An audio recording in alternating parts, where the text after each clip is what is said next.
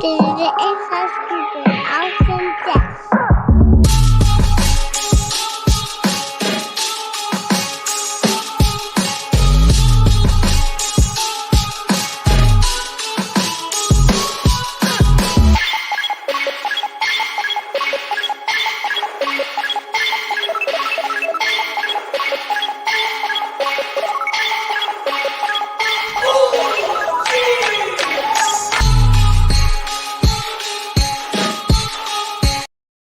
Welcome, everybody, to another episode of Inside Scoop with Alex and Jeff. I am Alex Dingman. I'm Jeff Doss. What's up, everybody? How are my insiders doing? Hope everyone's doing great. How you doing, Alex? Talk about just making it, man. Yeah. Hey, we were. We're talking about like running and sliding in. Yeah, Welcome to Inside Scoop. that's right. Dude, it's not even, it's no joke. Oh, man. Hey, so you guys, I hope everyone's doing well. Man, this week, this show is going to be dedicated to what we got going on this weekend, mostly. The virtual fight tour, ladies' night is happening. It's going to be awesome. Yo, speaking of that, before we get into that, I want to, speaking of ladies, I got to give a shout out to my lady, my wife, Lindsay, and here's why. So my mom was just in town for like 4 days. Okay. Which, if there's anybody who knows my mom, and you haven't met my mom personally yet, but there's anybody who knows my mom is extra. My mom makes me look like a mute, right? Wow. So like when you meet her, here's what will happen. When you meet my mom, you're gonna go, okay, I get it. I got it. Never mind. I get it now. Man. Right? Because you'd be like, all right, there must be Brian. somebody else who's the polar opposite to balance this stuff out. Right? So I gave a shout out to my wife because while my mom has super good intentions about a lot of things, she is sometimes over. My mom, Mom, you might be watching the show. I don't know. Right? What's happening, Mom? But my wife, because it's why she doesn't. Right now, she's so. Yeah, give a shout out to my wife. She did a ton of stuff just to make my mom feel so comfortable and accommodated and just with it. So she did a lot of things that maybe she probably didn't really feel comfortable doing. So I got to give a shout out to Lindsay. Awesome. But awesome. On with the rest of the ladies that are happening. This is a jam-packed card for Ladies Night at VFT. We've got tons of them. We're going to have one of those ladies on the show tonight. We'll bring her in later on. So this will be exciting.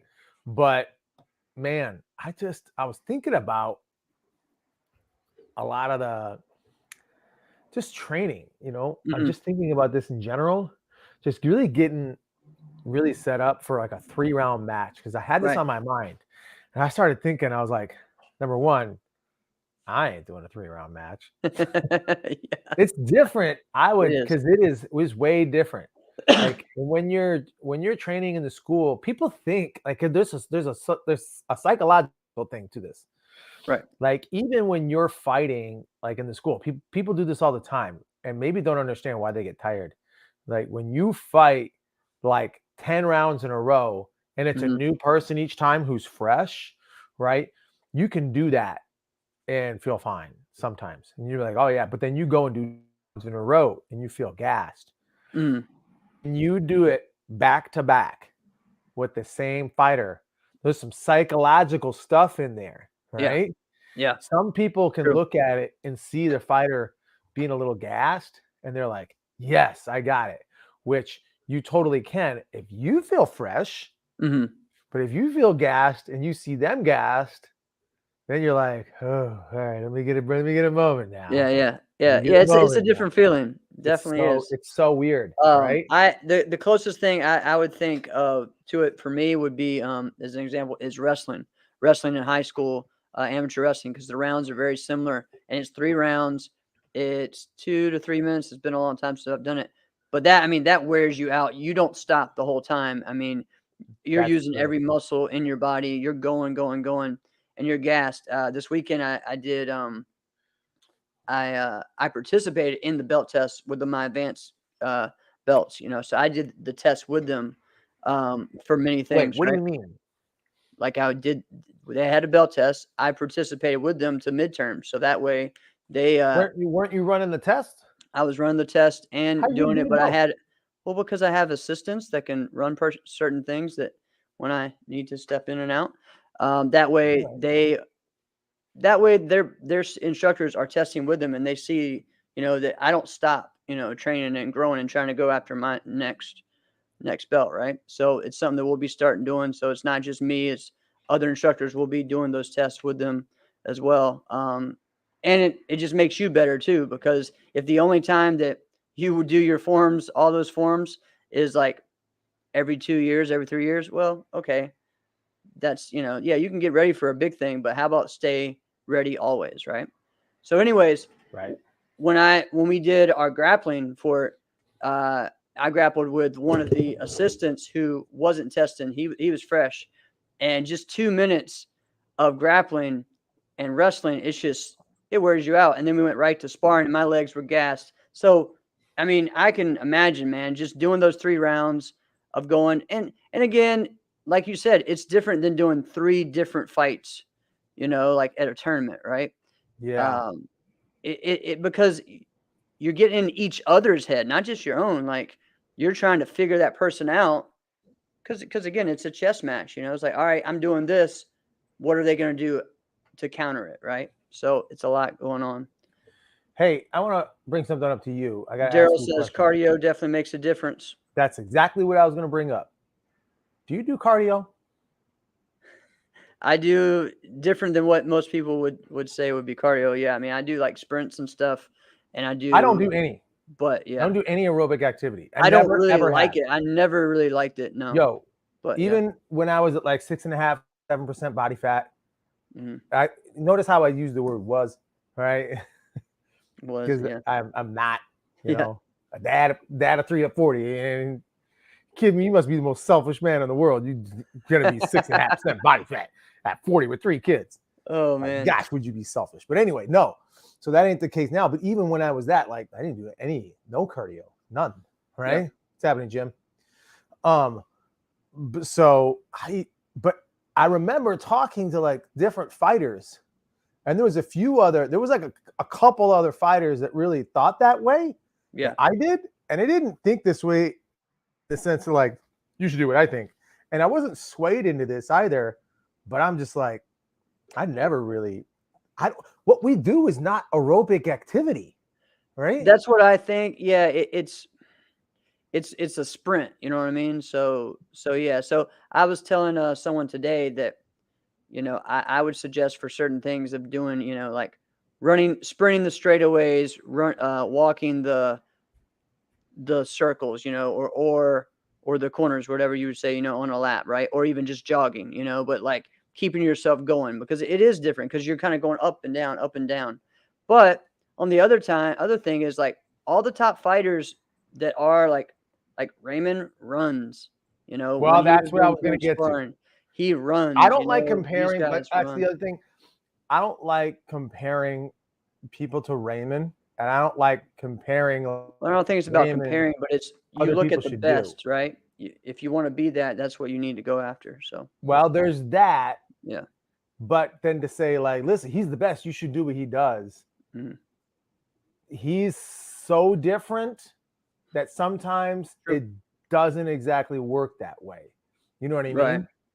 So listen, let's just see what Brian says, because this is kind of an interesting take from, because he's fought in the BFT cage before. Cardio is fine. That mat is soft and it's like you sink in a little. With that, your leg muscles begin to feel like you've been doing squats.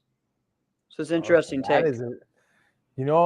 That brings up something that reminds me that I wanted to bring up later, but I'll get back to it. So, yeah. But I was thinking about like, but if we do like, if it was continuous fighting or like kickboxing. Yeah, like kickboxing. Oh, that's nonstop. That's different. Yeah, that's different. I mean, I've done continuous fights where it was different rounds, 2 to 3 rounds, and I mean, you're gassed, you're done. Yeah, that's different. Yeah. So I think that you absolutely need it for, because that is aerobic activity at that point. But for the most part of what we do, whether it's forms or fighting, it's sprint stop. All right. Yep. That's why, like the activities that I personally do, all right, like articulated point, all right, forms, especially extreme me, right? The whole thing is a sprint, right? So, but or like basketball, I love me some. Well, everybody knows that if you listen to the show, right? That is sprint up. You go from one end of the court, you sprint. Boom. Now you might do a curl. You might do a curl in the half court, different things like that. But it's not like a soccer field, right? No. Like I like weightlifting. I like weight training. All right. I like doing it the meathead way. It's fun. It's easy. It's easy doing it the meathead way too. Yeah. Right. So I know what you mean. People that say otherwise, they're like, no, it's really hard. Yes, it is very hard, but it's a lot more fun. This is a true story because most martial artists have even when they're ripped, they have like a box shape frame, right? Because of what you need on the sides as far as where you take contact and what you do. So very rare are they V-shaped. Well, I thought I was due one time. I was like, man, I got to work a little bit differently on this to get that V shape. And he's like, no, you don't. I'm like, what are you talking about? And he goes, you just get wider shoulders and lats and you'll have the V shape that way. And I'm like, you gotta be kidding me. It's such a meathead thing to say. Don't trim up the sides. Beef up the lats and shoulders. And you'll get a V shape that way. What a freaking tard. Wow. Can't believe I said that. Oh man. But you know what I started to think about today as the VFT ladies' night is happening, I started just thinking about like fighting on injuries, right? Or just really eating on injuries. You do 612 divisions a tournament, right? So I imagine you have them. You've got to be. I bet this has probably happened to you. I don't know this, but I bet this is the case. I bet you injured yourself in a tournament. And then did more divisions when you were injured. Yes. In that same tournament. Yes, I have. Yeah. Or what's something I've injured myself in the first division. But what's something else that like you've done where you've competed on injuries that are notable? Well, I mean, right now I'm dealing with a shoulder injury from AKA. You injured your shoulder at AKA? Yeah, I kept it kind of quiet, but it was still. Yeah, it's still kind of bothering me now, but so working on that, going to massage therapist, going to chiropractor. See, that's something I don't do either. So I don't get massages anymore. I don't like people touching me.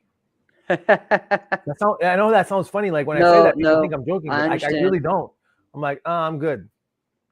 Let's do the meathead mentality. I'll just lift through it. Yo, I had an injury one time where. And I remember, I think this was like 2002, right? And I was working on a double twist. And at the time, like 2 or 3, it was like 2002 or 3. I didn't really know anybody doing twist in their form, right? Okay. So, and I didn't want to just do it. Like I wanted to do the move and I wanted to make a freaking statement when I did it. So I was doing the one twist, right? Butterfly twist. But I wanted the second one to come out like an illusion twist. Right. So that way I could land like solid. Be like, what the F now, sucker? Right? When you land on an illusion twist, for those who might be like, what the heck is this guy talking about? If you don't know them, they're easy. You can just Google them, look at them, or YouTube them. They're really simple. You can figure out what they look like. But when you land, sometimes you land freaking hard. Right? And when I remember when I was coming around, I tried it at the karate school. Now this is 2002 or 3. We didn't really have mats at all of our schools. We didn't have mats at all, honestly. Okay. So I go to do this move, and it's those days where it is concrete and this thin little piece of carpet over the top. And you think like, oh, this is great. I got carpet. And you don't, right? Yeah. You ever notice like when it's the winter time, like your feet are always freezing because it's concrete, right? So I don't have anything else to train on. right? And it was the wintertime. So sure enough, I go, bam, fracture my foot, right? Jeez. And the tournament was the next day. Mm. And I'm like, not only am I going to compete, I'm going to do the move, right? Oh, wow. So I did it, but it hurt so stinking bad. And I was like, I can't land because it was on the blade of my foot. I'm like, I will not land on the blade. I will not land on the blade of my foot. So I land straight on my heel only. Mm. Yeah. Well, that's a better, Yeah. right? Okay. So, right. So I did Oh, something man. where like I like went like this. I like howled out of it. So I took like second. So I'm like, Yeah. it sucked. All right. I had good competition. And Anthony Murata beat me. So I had in that day I did 6 divisions, and I took second in all of them. Oh, I've It's had. freaking I worst. was just telling It my was students worst. about that. I at the Tornado Internationals in Kansas, which at the time it was 2001. It was a big NBL tournament, the Lakers tournament. Yep. And I got second In place. Kansas City, right? Yep, I got second place in every division, and the other problem is that like I tied in like 3 of them or something. I had one of those too. Yeah, it was crazy, and so it was, the way I look at it was like, yeah, that's one of the worst feelings ever. But I Like, also yeah, if I would have just been learned like, a lot. Yeah, like I felt good. I learned a lot about it. I knew I'm up there, but now it was just like an awakening that all right, you're here. Now what do you have to do to take it to the next level? So yeah, it because pushed it me. I wasn't learned a even lot. like if you'd have got blown out, like if you'd have just got destroyed, Right. right? And you're like, oh, well, I really couldn't have beat that guy, Yep. right?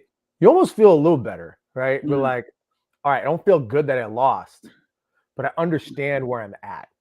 But if you Yeah, feel like, and I lost my continuous match because in NBL at the time, it's the clickers. So it's like, the scores are like 65 to like 60 or something like that. Like I lost by like 3 points or something, which in a continuous match is not much at all. You're frozen up on me, bud. Maybe that's me. Wow, everyone, let's make fun of Alex's face. He looks zoned out. Let's see. And I don't know if I have. We should be having our guest on very soon. Let me see. You did I there, freeze Alex? for a moment? Yeah. Did I freeze for a moment?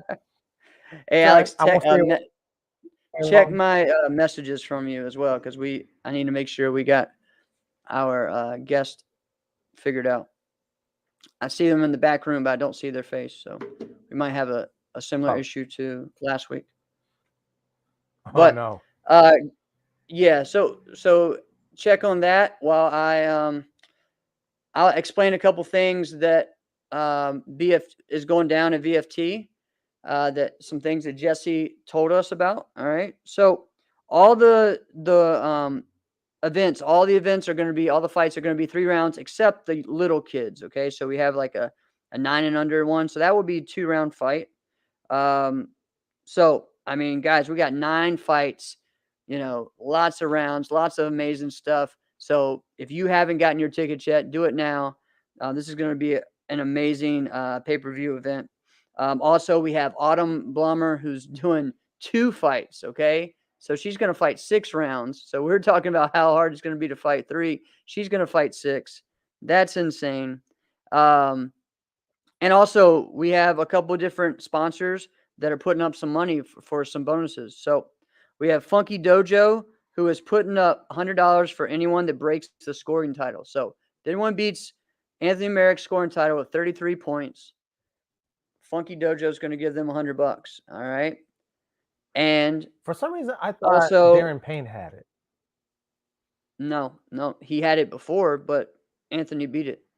And then Anthony, oh, that's how it went down. Okay. Yeah.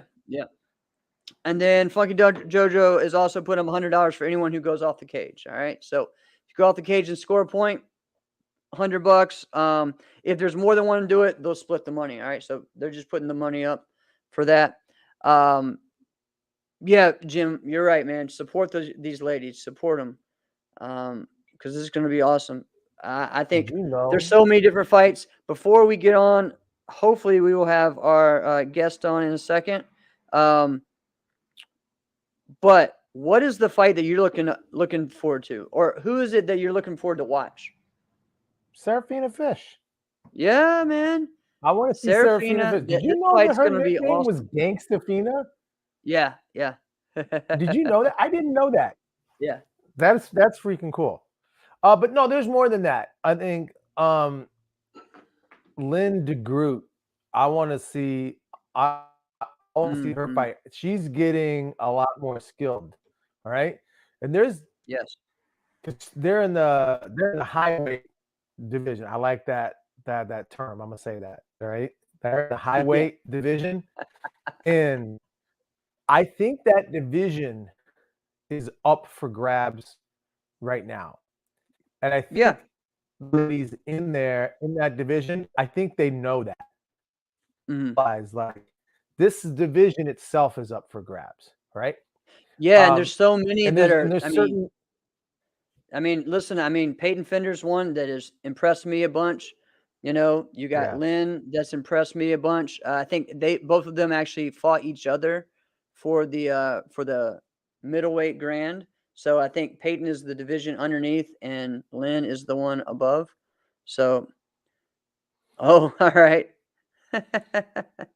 So Master Elliott gave her the Gangstafina nickname, and then he gave her fish sticks as well. So, all right. That's kind of cool. That is cool. I know for me, I reached out to our guest. I haven't got confirmation yet. So okay, yeah, I haven't either. I've reached out as well. I see, but I don't want to add unless they're ready. So don't worry about it. You know, one of them is our guest that I'm really looking forward to see how she does. But also I'm excited to see Serafina. I'm also excited to see Brianna Tewitt, both girls from North Carolina. All right, got it. You want to do it? Yeah, so we may not get our her face right now, but we're gonna go ahead and talk. We're gonna interview. So this is gonna be exciting. All right. But yeah, that one, Brianna Tewitt, her fight is one that I'm really excited to see, and we're just ready to go. All right, so we're gonna welcome on the phone Nikki Paris. So we are excited to have her. All right, can you hear us? Yes, I can hear you guys. Awesome. Know, I go video on the phone while I'm driving all the time. I know. I apologize. I was driving home from training. It's all right. Yeah. Tell everyone what you were doing. Yeah, training. So that's good stuff. Yeah. So we just got out of training. So sorry, I can't really put my camera on the road, but I did want to call in and talk to you guys. Awesome. Thank you. So, Nikki, man, yes, very responsible. Nikki, it has been a while since we have seen you fight at tournaments. You are fighting Danny Allberger this Saturday. Let's talk about that, and then we'll kind of get into just well, let's not call it a comeback, but you know what I mean, your journey back to here. So, what are you thinking about this fight Saturday? I'm really excited to be back in the ring again. I've been training kind of like with Mr. G ever since after I've had my baby, and we kind of just did it behind the scenes, and I wanted to make sure I was ready. Oh, thank you very much. And we all know Mr. G. He's very honest, so we patiently waited until he thought I was ready, and I did a couple locals, but now I think I'm ready to be back out there and be back to competing. Awesome. So I'm very, very excited. So what do you think took it to where, what was the difference, or what was part of the change? Because everybody's got something that makes them feel different. Like, I really feel like I'm going to be ready until X. What do you think was the difference in your training or in your performance that really made you feel confident, like, all right, I'm ready now? So I wanted to make sure that I lost all my baby weight and that I was able to keep up with all like the highly competitive teenagers and Brandon, and make sure that I had like my timing back and everything like that. So you lost Oh, wait, how old is your baby? She'll be 2 in May, so she's a year and a half, a little over a year and a half years old. Pretty good. You lost it. Yeah. I gotta tell you, I didn't have any babies, and I have not lost that baby weight.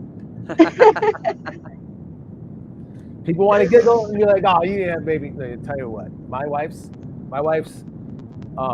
craving was ice cream. You have 3 different flavors of ice cream on hand at all times, and don't gain any weight. Let me see how that works. Just have it in your house. You gain weight just from that. Yeah, the guys just get guilty, like they gain weight just by being there with us, I guess, right? But it's voluntary. Well, yeah, exactly. No one's telling you, right, that you're craving that? Well, it was hard because I had my daughter during the pandemic, so even after I first had her, I had to wait like 6 or 7 months before the training schools opened back up. Yeah. Think of that. So yeah, so it was a little it was like a little different for me coming back because I wasn't able to like get right back in the dojo. I kind of had to wait for a little while, but as soon as I was able, I went back. So yeah, and tournaments as well. Like before, I mean, in your area there was tournaments all the time, but now it's not as much. I mean, they're getting back there, but not like it was before. No, like when I came back, they were doing Brandon and them were training for Pro Point, and like Brandon and Bailey and Romani were training for that, and it was just more like things like Virtual Fight Tour and Pro Point, and it was cool. I think it's like a new fun way to like represent the fighters. I think it's cool, so I'm excited to be a part of it. Yeah, we're excited. I'm really excited. That's what I was telling Alex, was this is one of the fights I'm excited to see. Seeing you come back, and honestly, like Danny is a hungry fighter. That she's an all-around competitor. I know she's done a lot of fighting overseas in the WKU, and she fights in Georgia and Tennessee area and Kentucky. So, what do you know about her, or have you seen any video of her? That's what I was gonna ask. So it's really hard actually to find video of like a lot of these younger fighters now, especially with the pandemic and stuff, because they're not really out there.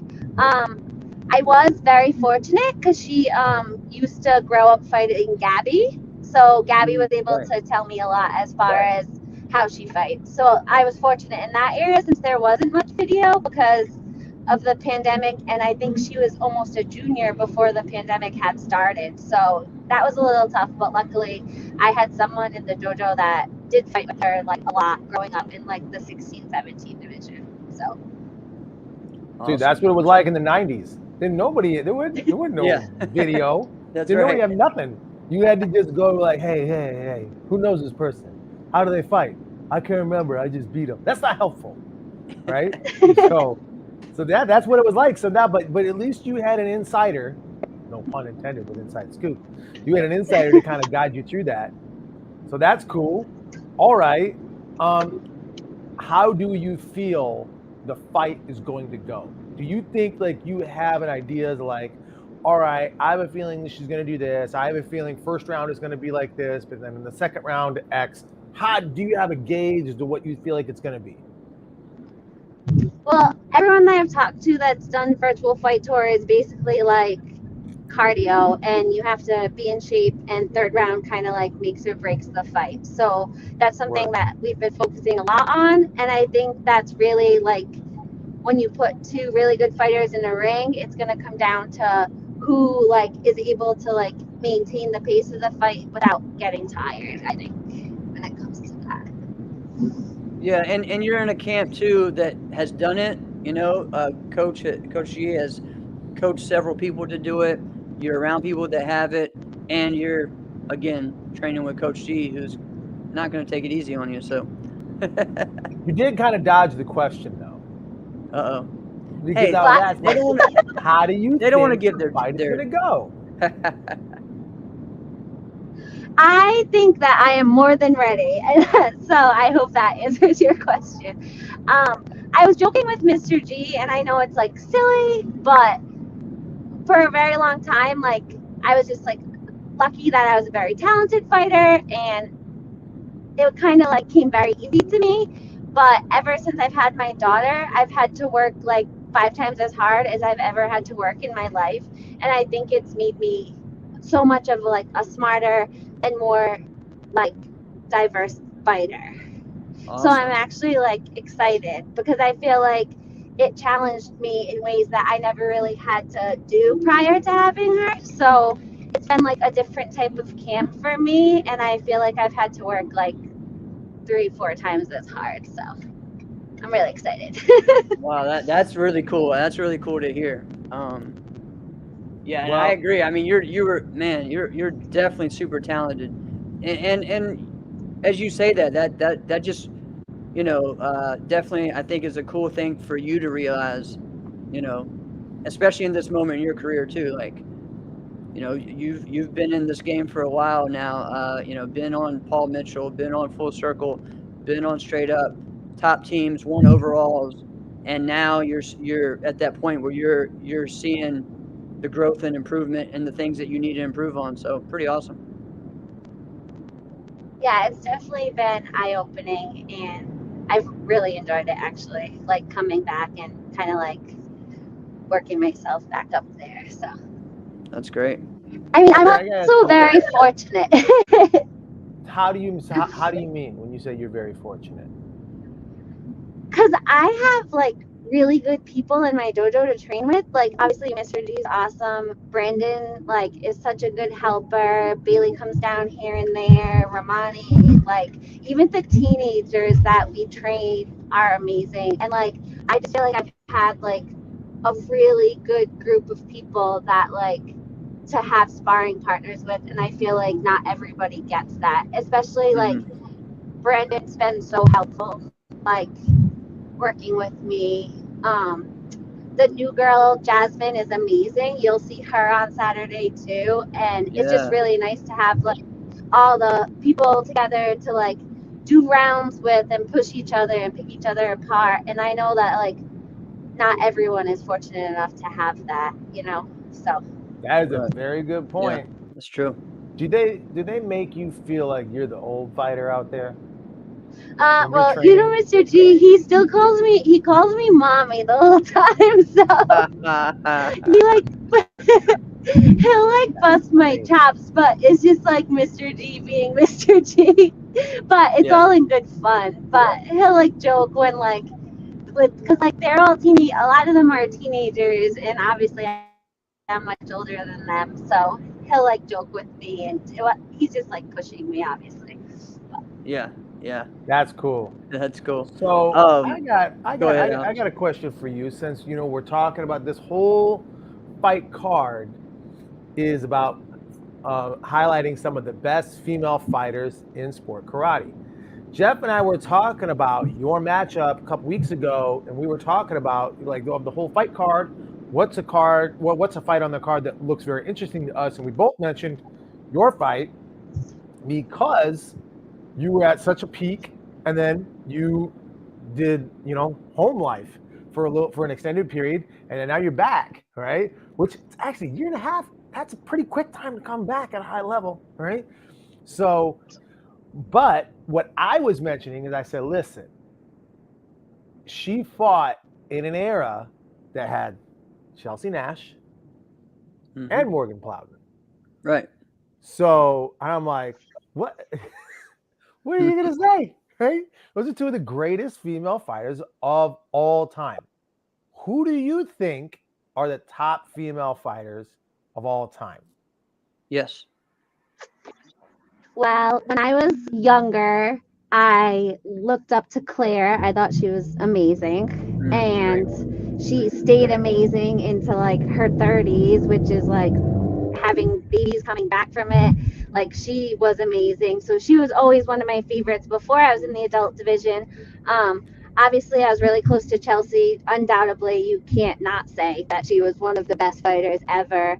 And I would also agree, obviously, Morgan has done phenomenal things. Like she was my like biggest rival for like a very long time. And like we made it to stage, and she was always one of my toughest fights by far. So those would be my top 3. I mean, I know there's ones prior to that, but I wasn't really around to see those. So if I had to pick like who I was around to see, I would definitely say Claire, Chelsea, and Morgan for sure.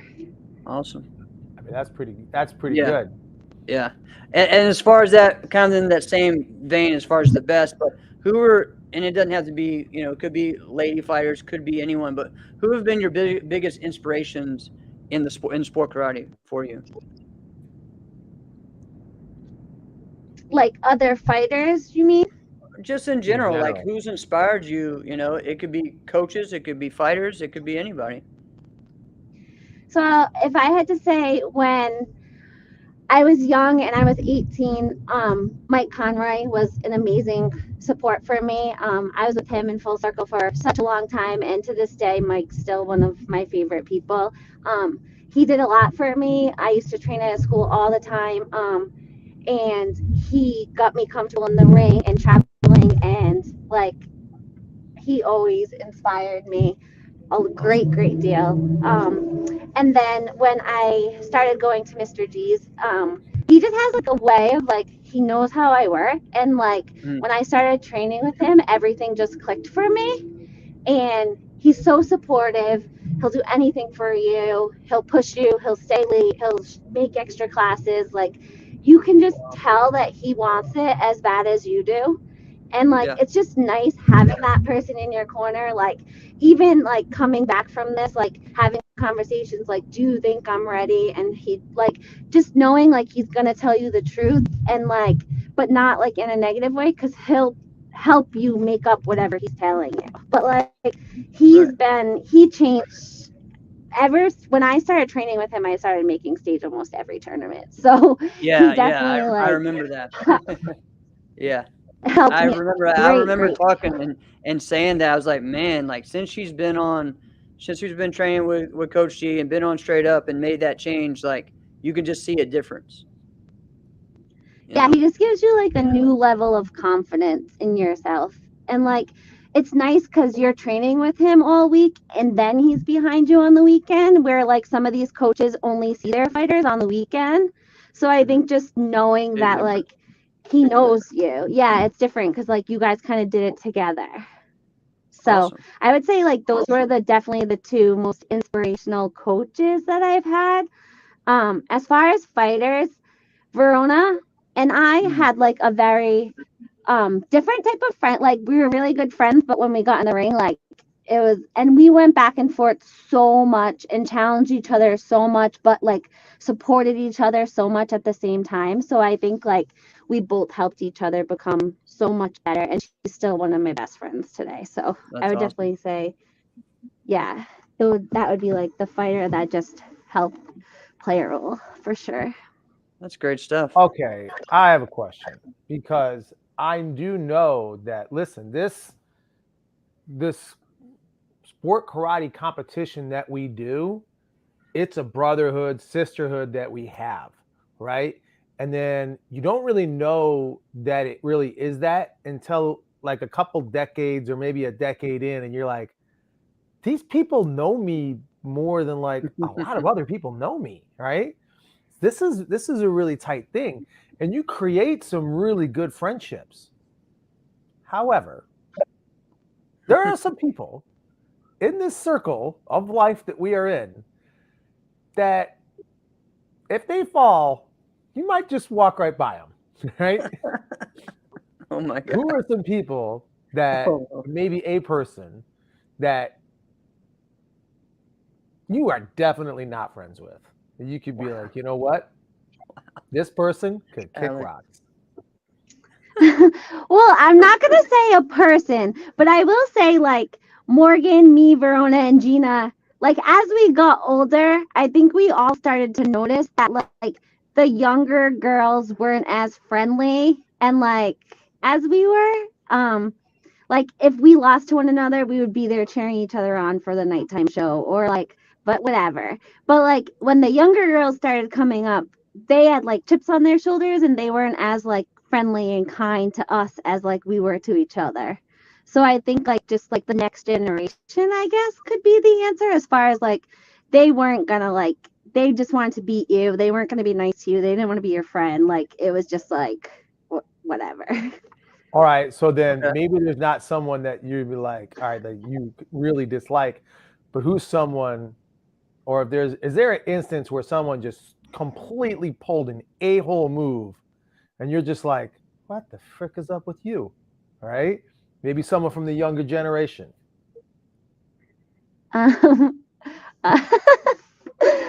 All right, so when Kiara threw her glove off of her hand and punched me late when I was walking back to the line at Ocean States, I thought that was pretty not okay.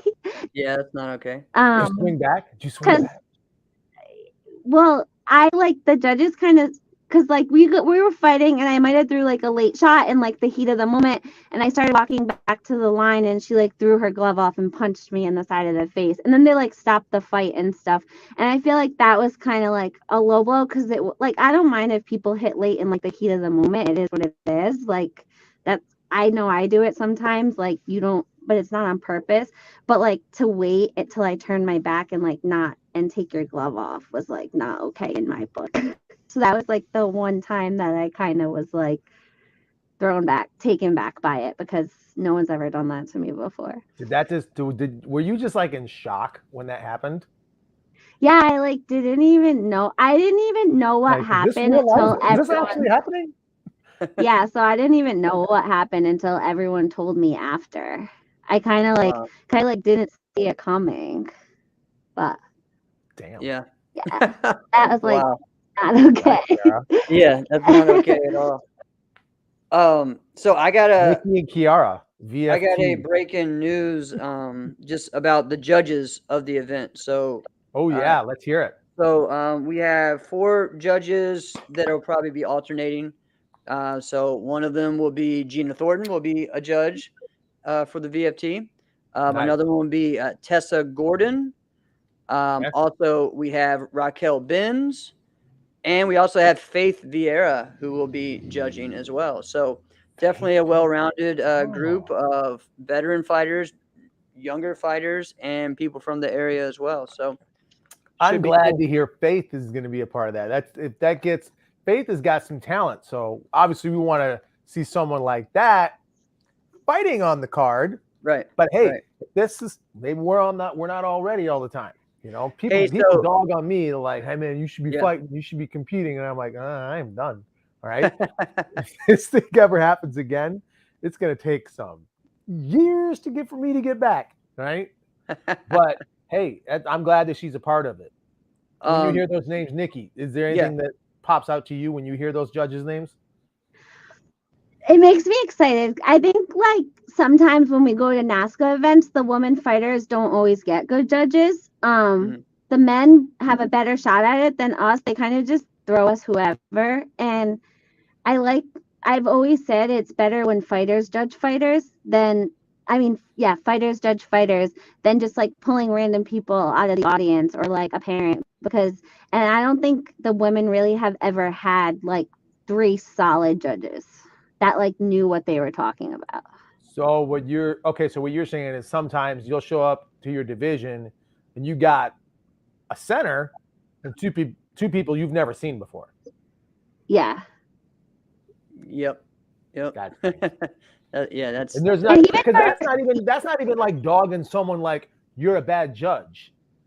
You're just like, who the heck are you? Yeah, and even especially for like runoffs and stuff, I just don't think it's okay. Like, I think the women should get 3 or 5 like solid judges, especially when you're fighting to go to stage. What do you like better, 3 judges or 5? I like 5. Okay.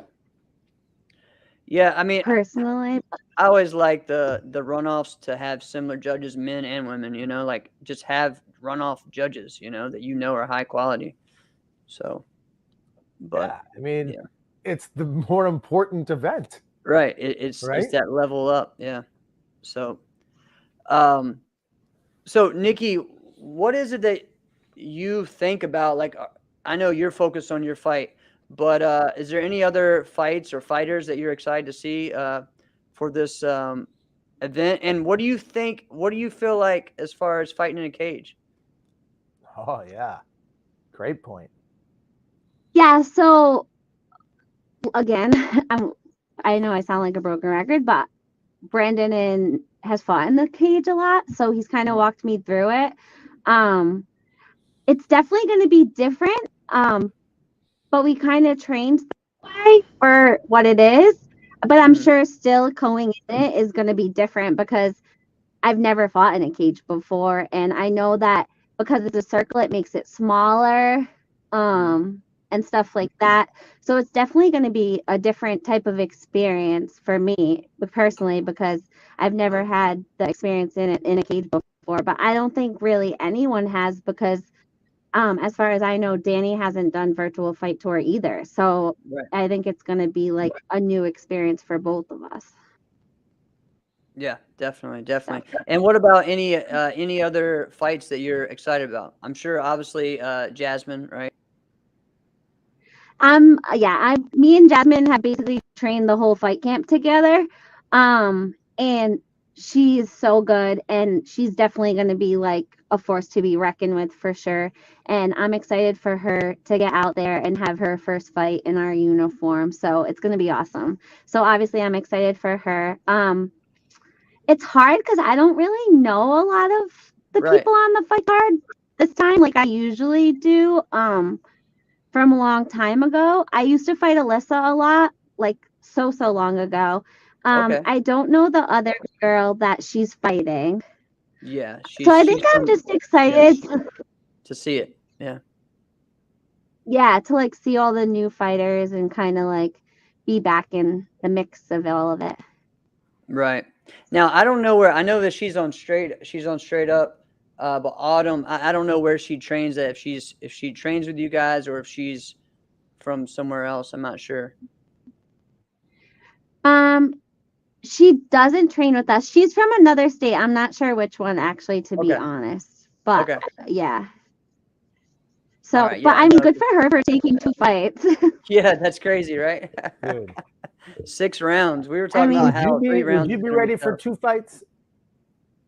I mean, with how they're like spread out enough where I don't think it would matter. I think there's like, if they were back to back, I feel like it'd be different. But there's like a couple of fights in the middle to give her plenty of time, I think, to rest and like get back out there. Okay, so Autumn's is from Minnesota. She's from NK school in Minnesota. Thanks, Mike. Awesome. Alex, Alex, you didn't know your NK people. I know, right? I know where she's from. Awesome. I was quiet. Well, Nikki, thank you so much for calling in, and we are super excited to see you this Saturday. If you guys haven't gotten your tickets yet, make sure you do that. And we're excited to see it. I'm pumped up. Always enjoyed watching you fight before, so ready to see you make a statement this weekend. Thank you so much. I appreciate it. Thank you guys for having me. Thanks for coming. Problem. Yeah, thanks for coming. Next time, show your face. Yeah, we'll have to. I know. Well, you caught me after training. If I ever told Mr. G I had to miss training to call in, I would not like his response. No, not that. Not that. No. Oh man. We had somebody else. Yeah, Jeff. We had somebody else call in while they were driving, though, right? Oh, it was a Sport Karate Memes guy. Oh yeah, that was fun. That was funny. Yeah, he did, and so did Rudy Raynon. That's right. All right, Nikki. We'll see you this weekend, and good luck. All right, thank you. Bye. Bye. All right, see you, Nikki. All right, that was cool. That was fun. Oh man! So we got a little sneak peek of, behind the scenes from one of the fighters this weekend. So gonna be a great show. Again, what did you think about the judges? I'm excited about that. I'm glad that Gina's a part of it. I'm glad to see that like someone like Faith is going to be a part of it. That's really cool. Yeah, I am as well. So I think obviously when you hear Gina Thornton, you're like, oh, like your confidence in the judging. Yeah, you're like, oh, she's a really good judge, man. It's like, a warm fuzzy, right? Yeah, I've always had her as one of my centers at my tournament. If she wasn't fighting, She should judge the men divisions if she's judging, right? She did many times. So yeah, and I don't. Yeah, but it's whatever. But yeah, you know, I'm gonna bring that up. So it was funny. This, if you remember, the long list of notes that I had. Oh, from AKA. Remember when we were sitting next to each other? We were sitting next to each other, Jeff, watching the finals. Yep. And it was funny, and I get why they did it this way, because I always thought this is hard. Like if you're watching this and you see the fights, but you see the judges in chairs, like it's kind of hard. You're like, I don't really get what's going on here. And sometimes they end up a part of the action because they're there. So, or if they're standing on stage, sometimes too, it gets kind of crowded on the stage, and then they start to move around. And you're like, I really can't see anything. Yeah. So this is really a bad TV show. So if you try to make it that, I get it, having them off the stage. However, when I looked at it, I was like, this is Terry Kramer and a band of misfits, right? God. Like, didn't know. I knew who a couple of them were. I knew who they were, but what you would say was that most of them, none of them judged those divisions during the day. None of them judged any of the fighting divisions during the day, and they were all there. So I'm like, what would you say? So you got to look at this and go, all right, either these are the best judges, and we really didn't care what happened in their divisions. You're like, someone will make it. Now this is what's important. Or running that division was really important, and like, the show will figure itself out. We got Terry Kramer, right? Right. Because you had a lot of good people there. You had a lot of good, like, I don't know.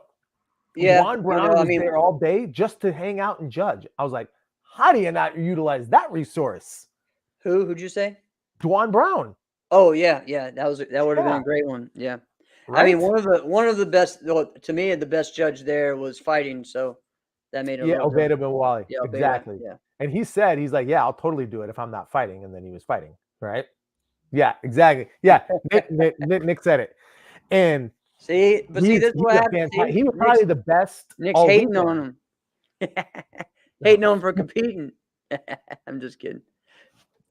Yeah. Go ahead, Alex. No. He was probably the best that whole weekend. He was. So anyway, this is just a long, drawn out one from what is going to be happening this weekend.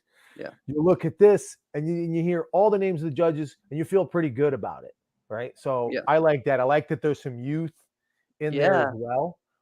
Youth, veterans, different eras. So I think they're going to, I don't know. I think they are. I think they're going to be rotating, right? But I don't know, right? Like, all right, let's use Obeda as an example. Okay. Obeda and I were judging together with the men's team fighting. And Obeda's like, hey man, you good to judge? And I'm like, absolutely. Fuck, I got you. And he goes, all right, we're going to rotate centers. And I said, no, you're going to center. Right. Yep. And so he's like, dude, we should do this. I said, I know that. I need a couple of divisions to get myself acclimated. I know I'm good, but I don't want to cheat these guys because I didn't handle something perfectly. So you should center all of this. I know, Nick. It's best for them that you take care of that. Yeah. Well, it's kind of like what they do in Waco. So they do that in Waco. They rotate the center. Yeah, and I think it's really good. Yeah. But they already have set judges that are judging all the time that never need a warm up. Right. So any other last things to kind of talk about as far as VFT? I mean, we had a couple of things that we heard about the sponsors, the extra bonus money. They're really trying to push out who's gonna get that record, that scoring record, who's gonna beat 33. So that's gonna be exciting. I don't know if we'll see anyone go off the cage. Maybe some of these juniors go off the cage. Right? I think it's so hard. When Tyreek did it and didn't get the score, I was like, it's not going to happen again. Right. It's not going to happen again unless somebody else. Chris tried it several times. Say what? Chris tried it several times. Right, but see, unless we get something like that where they're like, dude, I can do that, right? I'm more athletic than you. And then there's like a challenge for something like that. But I just don't see that happening with the risk involved, right? I do think encouraging things like that is really important. I think anything that makes the sport more athletic is good, right? Well, and that's why I always like the extra points for spins and jump spin kicks and stuff. I always thought that was cool. I really awarded, the cartwheel kicks and that type of stuff. It just made it exciting and different. I always liked that. That was something I liked about the NBL rules when it went to that, just because they encourage athleticism. Now, sometimes it can get a little sloppy, but there's always risk and reward, So right. And sometimes when we compare ourselves to other sports, that can be good. You kind of look at that and just kind of check, all right, well, this was successful for them when they were able to do that. Is that possible for us to do something similar? Like, I look at it, and some people may remember and may not. The NFL used to okay a horse collar tackle. That's where you would grab them from the back of the shoulder pads and you yank them back that way. Right. That's illegal. You can't do that anymore. Right. And what that does is that it doesn't necessarily make it easier for the offensive player. What it does is it prevents injury from that offensive player. So like Terrell Owens broke his leg on a tackle like that. Yeah. Came back, played in the Super Bowl, and was the best player in the freaking Super Bowl. Yeah. Right. On a freaking broken leg. They don't make people like Terrell Owens anymore. No, they don't. Right. So I think anything that encourages more athleticism, all right, is good. What I don't think is good is when you go to the opposite extreme, like the NBA did, and now, like, anything a player wants can be considered a foul, and now you have to allow the other player to just do whatever they want. That's why I think James Harden is overrated. I don't think he's that good. I think all he has to do is hit open shots and free throws, and the refs give him the rest. There you go. Right. Hey. But whatever. We can get into that talk another conversation next week or some other time. Yeah, so I don't know. Anything that encourages, like you were saying, more points. I think spins, jumps. Yeah.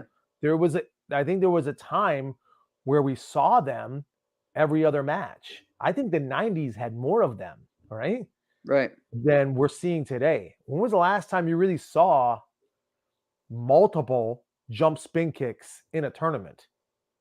Yeah, I mean, just really jump spin back kick if Raymond's competing, you know what I mean? But yeah. But even then, all right, let's just take the diamonds when Bailey did the 360 and dropped. Oh boy, right? Yeah. I watched every other fight on the stream. I didn't see another jump spin kick the whole tournament. Right. And so that's one where you remember what's memorable. You're like, oh yeah, there was jump spin kicks in that tournament. It's like, no, there was jump spin kick.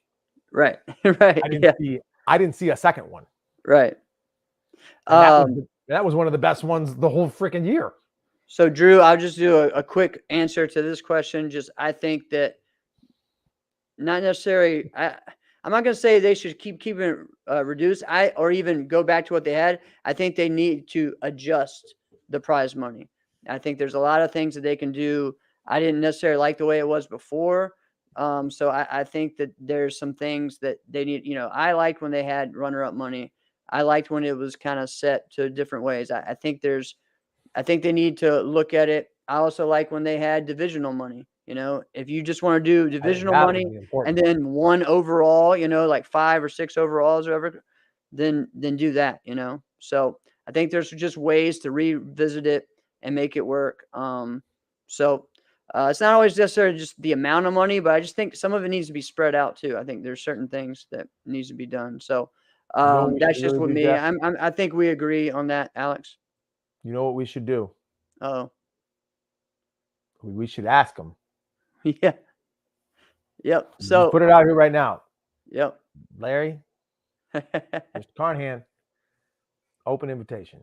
Well, come out because there's a lot. Because some of the stuff we bark about, like NASCA should, and NASCA should, and NASCA should. And the reason why we say NASCA should is because we're all in kind of an agreement that it's the top level of karate. It's the top level circuit in the world, right? In the world, more than Wako, right? So it's the best. So when you look at it and you go, but why this? Why that? If he's got an explanation, explain. because we don't see it for a lot of things. And especially when you're giving half of what you gave before. When we don't see half the competitors, it's gotten bigger now. You know what I mean? Especially like say AKAs. You know, all those divisions, especially for the divisions that you're giving money, we're up. You know, so all right. So we got VFT this weekend. We're excited for that. If you haven't gotten your tickets yet, go and get that. Check it out. It's going to be a great show. I know next week we have an awesome show. We have a busy weekend with VFT to talk about, and also another big NASCAR tournament. There's another big NASCAR tournament happening this weekend as well. So good luck to those going out there. So we have some things to talk about.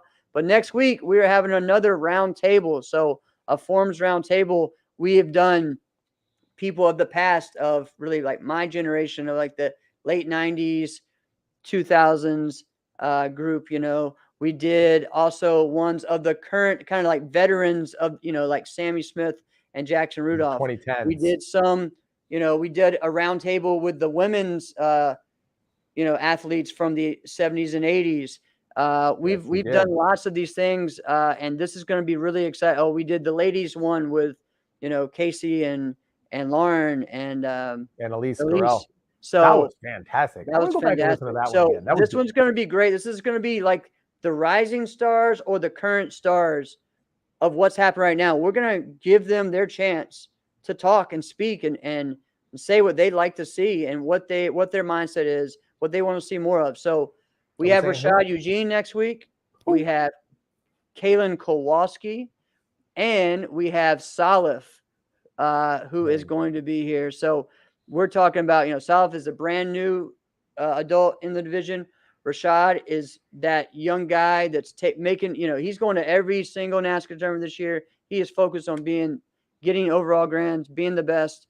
And then we have someone like Kaylin who is now went from, you know, getting not doing the sport or not doing it as much to now being on stage and being consistent and just, you know, living that life of being as you know, on stage and getting up there. So it's going to be really exciting to talk, to get different perspectives, you know.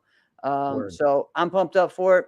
So we're going to have an awesome show next week. Thanks for supporting us, guys. Have an awesome weekend, Alex. I'm going to a local tournament this weekend. What do you got going on? Dude, I'm DJing a Mardi Gras party. Oh, all right. DJing a Mardi Gras party. And they want, it was funny because I was talking to these people and I'm like, so you want traditional Mardi Gras music, right? And they're like, yeah. And some country. And I'm like, those are two very different things. Yeah. Are you sure? They're like, yeah, and you can mix in some house. And I'm like, why don't you just let me do my thing? And because clearly music is not your thing, right? That's right. That's why I'm the DJ. So, yeah, so we'll see how that one goes. All right. Well, everyone, all you guys have exactly. What do you say? Mike said Zydeco. Yeah, Zydeco is basically it. Yeah. Oh, this is going to be great. But I'm down with it. I could dig it. You can dig it. All right, guys. Yeah, Nick, thank y'all so much. Yeah, good luck with that one. Exactly, Nick. Yeah. Which I got to hook up with you soon, Nick. Anyway, this has been another episode of Inside Scoop with Alex and Jeff. I'm Alex Dingman. I'm Jeff Doss. See you guys next week. And go out support Ladies Night, VFT. Go to myuventex.com.